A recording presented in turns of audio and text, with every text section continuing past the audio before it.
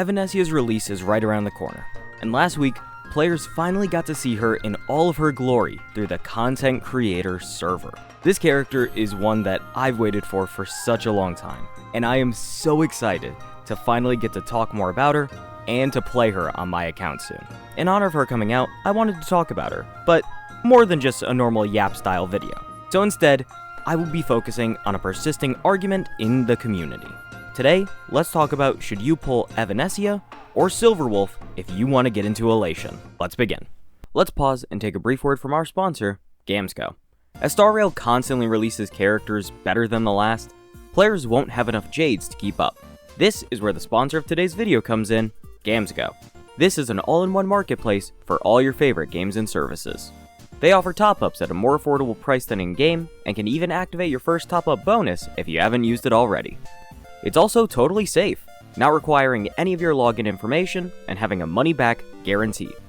All you have to do is click the bundle you want, put in your server and UID, and your top-up will appear in-game shortly after.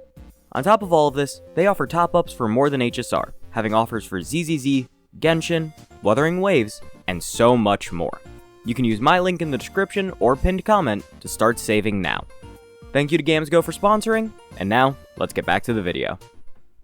So, between the two characters, we are going to start out by talking about Evanessia, mainly because Silverwolf already has her completed team, so that's a little bit easier to talk about, have examples for, all that good stuff. There's a lot to say about Evanessia, but the first thing I want to talk about is her teammate situation. Compared to Silverwolf, there is a little bit of overlap between the two, but they definitely excel with different people, and especially in the case of if you do not have the ideal characters for both of them. First and foremost, EMC is a pretty decent Elation character, and he works far better for Evanessia compared to Silverwolf.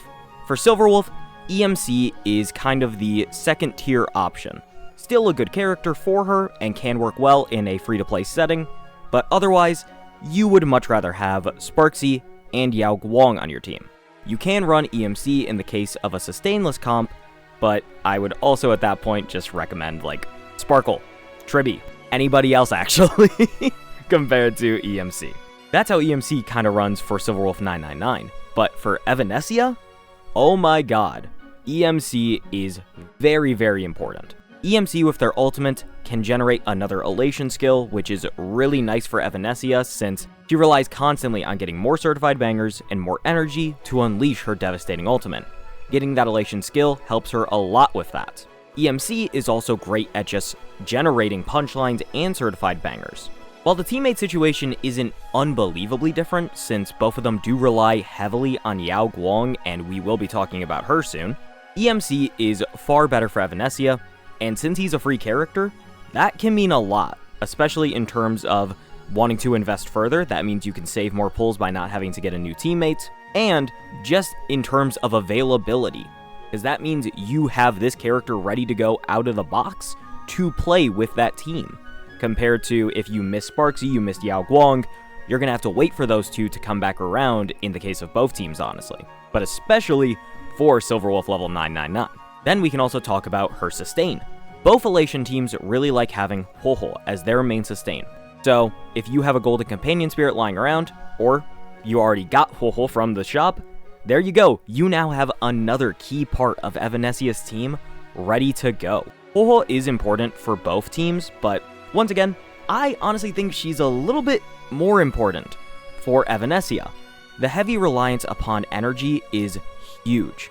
And while Silverwolf 999's team does also kinda need that energy for Yao Guang and for Sparksy, Evanessia is doing a lot of the damage there, and with her ult being her main damaging thing, getting that additional energy means a lot.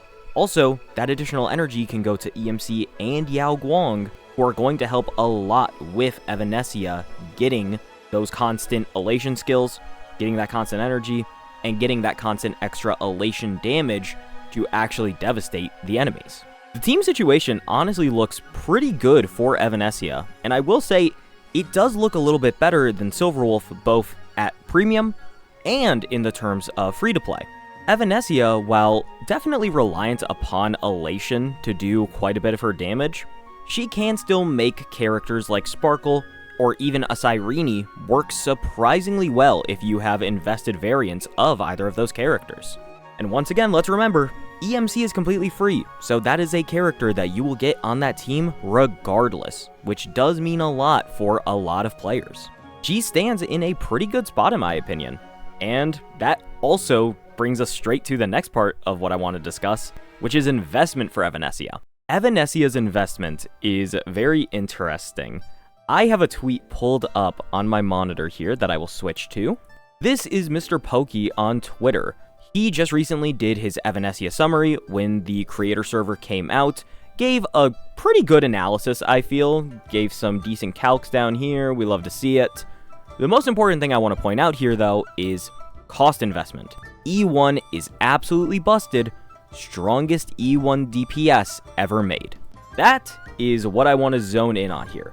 E1 Evanessia is incredible, like unbelievably powerful. And if you can get that Eidolon, that is going to help you in that team for a very long time to come. The investment levels of these two individual teams, we can talk about Silverwolf in more detail later, but the way the Silverwolf team's investment kind of works out, their investment gets a lot better over time, but you kind of need to get to that over time bit if you really want to see the most out of that team. Whereas with this team, if you can get an E1 Yao Guang and an E1 Evanessia, you are going to smash content. You are going to do incredibly well. The investment on Evanessia is definitely not going to be as rewarding the higher up you go. That is the one hard thing, because EMC, it's a free character. The value on that is going to drop off a lot eventually compared to somebody like Sparksy, who is just a good character in her own right and works extremely well in the Silverwolf 999 team. So eventually, your investment is not going to be as beneficial, but early on investment, even just a moderate level of investment into Evanessia's team, is going to keep her competitive for an unbelievably long time. And at least for probably the rest of version 4.x, having this team invested is going to be unbelievably broken. You are going to see massive, massive damage numbers, huge results in every single game mode. If you can invest in this team with just getting an E1, that is going to be such a massive improvement for your account. I already touched on it a little bit, but now let's talk about Evanessia in every mode. This can take me to the next Twitter post that I want to show off. Give me one moment. Here we go. This is Kaz, who is a tester. These numbers basically mean the cost on each stage, just so nobody gets confused. So, on the King stage, 6 cost clear, E1S0 Evanessia, E1S0 Yao Guang, E1 Huohuo, and EMC. On the Knight stages, 4 cost Evanessia, 3 cost Evanessia, 3 cost Evanessia, and all of these were for 0 cycle clears, I believe. Unbelievable.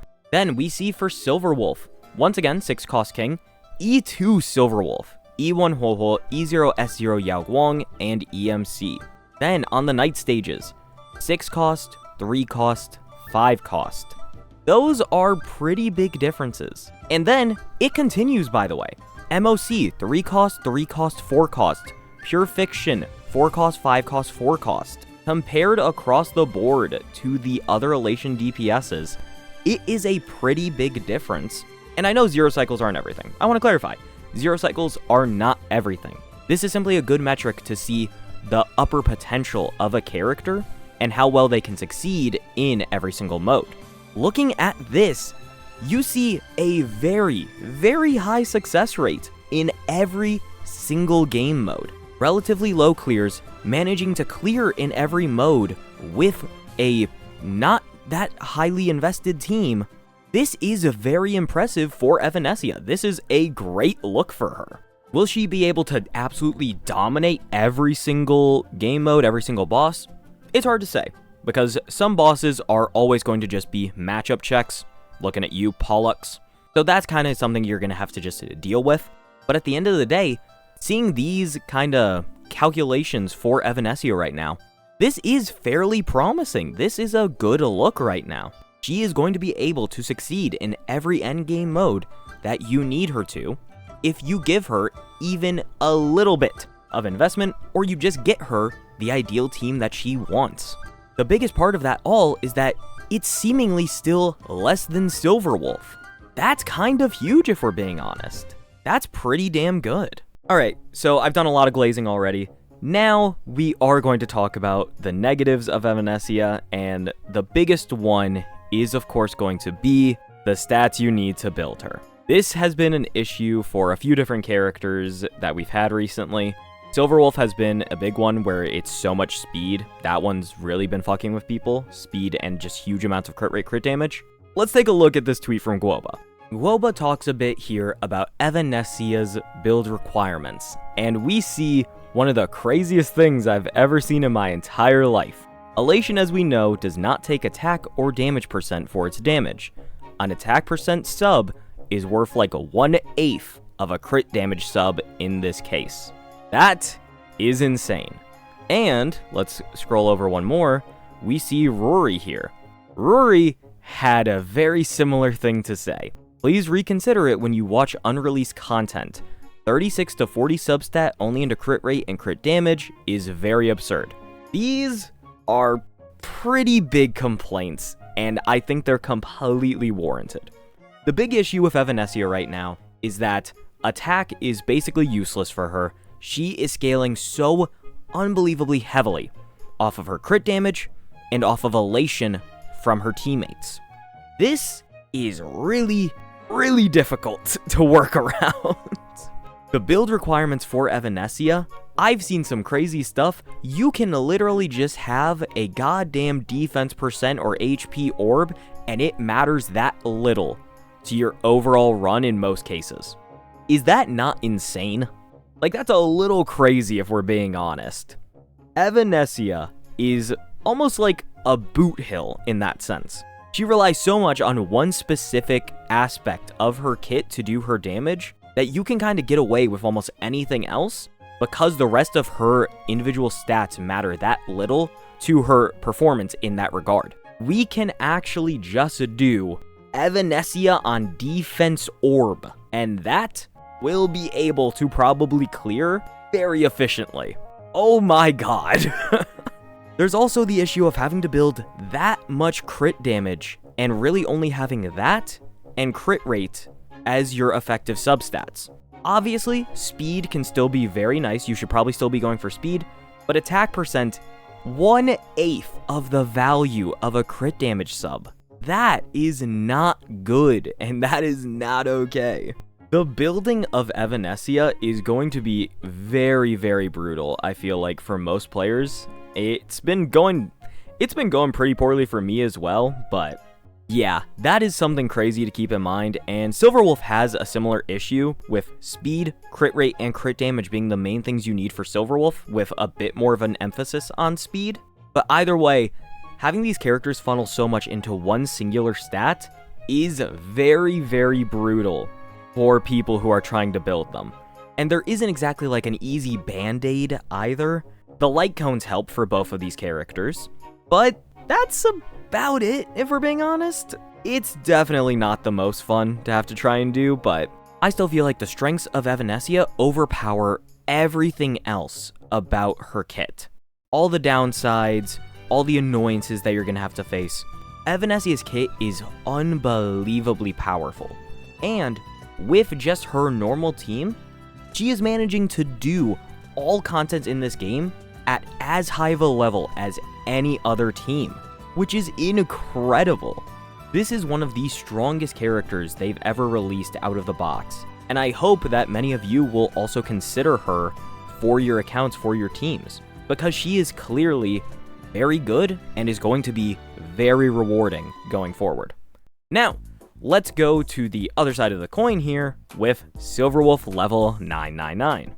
Silverwolf level 999, as we all know, is the flagship character of version 4.x. She is the creator of the Mono Elation team. That isn't Mono Elation yet, but it's like, it's almost there. It's pretty close. The first thing I want to talk about with Silverwolf is, of course, the teammates again. So for Silverwolf, I am not gonna lie, your free-to-play value is really not great. You have EMC, again, who is a good alternative, but Silverwolf level 999 does not rely as much on what EMC offers as Evanessia does. And while good, is still not incredible for Silverwolf, especially if you don't have those other teammates, mainly because Silverwolf doesn't even gain fucking energy. She has a unique ultimate mechanic, which means that energy really isn't helping her in most cases. So now, two of the best choices for Evanessia's team that are also meant to be good for Silverwolf's team kind of lag behind now because you're missing those other key teammates. And while we're on the subject of key teammates, Yao Guang and Sparksy, while very, very important, do have differing values for that team. We can go back to the post from Kaz. Here we go. We see that Silverwolf was working at E2 as 0 with Yao Guang without Sparksy. This is pretty important to make note of, I'm not gonna lie. Sparksy is not as important as Yao Guang is. Yao Guang is so valuable for every single Elation team. I was yelling at people, why would Yao Guang be available for an entire update if she was not important? Were we really underestimating the value of getting, you know, that aha instant thing? That thing that gives you access to powerful Elation skills, more debuffs, and, you know, helps with your general entire mechanic? What if we could just do a second one whenever we wanted to? How did people think that that wasn't going to be valuable? At least for a little bit. We need to talk about this. Even if Yao Guang gets replaced in the future, she will not end up being replaced until, like, what? Version 4.7, 4.8? You are getting a whole version of usefulness out of Yao Guang when she is also the only one who can enable these teams to the level that they need to be enabled to. Why did anybody think that this was not going to happen this way? It genuinely blows my mind. Okay, now that I've got my rant out of the way. Yeah, Yao Guang, incredibly important. If you are not rocking any of the Elation teammates for Silverwolf, you are going to struggle an unbelievable amount. She doesn't really have that same sort of flexibility that Evanessia has, where you can do EMC and just another good generalized support. You're going to struggle now if you do not have one of these other Elation teammates, or if you don't have the Eidolons. So the investment level on Silverwolf is going to be definitely a little bit higher than Evanessia to start with. Evanessia is going to gain so much out of having E1 Yao Guang and E1 Evanessia. Silverwolf, if you want a bit more of the value out of that character, E1 Yao Guang is of course going to be a massive help, then you kinda need to go up to E2 to really get that kind of game-breaking Eidolon that you're looking for. The same thing can be said of Sparksy. E1 Sparksy, honestly, pretty decent Eidolon, but E2 Sparksy is where you're going to get that higher value. After that, the next big jump for Silverwolf is at E6. It's an incredible E6. Like, it is shockingly good, but it's E6. The investment across the board for Silverwolf's team to be at their best is just straight up higher than Evanessia's. That is a little unfortunate. I know that that might not bother some people, especially if you are just a chronic saver. You can get a lot of these Eidolons, or you can do it over time to keep your team very relevant. But with that said, it does matter a little bit that there is a difference in how easy it is to get them to a higher level of play, and it is a whole Eidolon difference like across the board. That sort of stuff does matter, just a little bit. I feel like I kind of lost the plot a little bit, but overall, yeah. That's how I feel about Silverwolf with her teammates and her investment levels. It's definitely a little bit different, but it's still not the worst thing in the world. I don't want to make it out to be something way worse than what it is. You can still succeed pretty damn easily. Like, let's be honest here. It's really not that bad. Now, we can look at the scenarios that Silverwolf excels in. Back to this little graph that we got. Yeah, 6 cost, 3 cost, 5 cost, 4 cost, 4 cost, 6. And I have to assume that some of these were done without Sparksy. I think this was individual Silverwolf. So, if you combine the two, that's probably going to mean a lot as well. Yeah, Silverwolf's team, at its best, is going to compete everywhere. and it's going to be consistently shilled as well, so you really don't have to worry about that in the slightest. If you get this team, you are going to dominate all endgame content until the start of the next version, let's just be honest. There's not really anything else to say. Now, that's going to take us to our final part here on if you should get Silverwolf or Evanessia, and I know this is not the answer you're all really looking for. This is a bit of a cop-out, but you can get either one. And that's genuinely one of the most beautiful things I've ever been able to say about this game. If you like Evanessia, you can get Evanessia and you'll do great. If you like Silverwolf, you can go get Silverwolf and you will do great. This is one of the most balanced anniversary patches I think they have ever put out, and this is one of the most balanced ways two main DPS coming out at the same time could have been. Both of these characters are extremely strong. Both of them excel with their ideal teams, and both of them can make use of similar characters to similar degrees of success. They both have their own similar struggles. They both have good investment paths. This is one of the most balanced things you could have gotten in Honkai Star Rail history, and that is absolutely beautiful. I am so happy that I get to say that. Pick whichever one you want. As long as you are willing to commit to them at least a little bit, you are going to have so much fun. All right, thank you all so much for watching. I really do appreciate it. I'm happy that I finally got to talk about Evanessia, and I hope this was a shorter video because I have been getting absolutely obliterated trying to make stuff lately. Tell me in the comments who you like more, who you already have, who you're going for, all that good stuff. I have plenty more good videos coming out soon, so I will see you guys then. Bye-bye!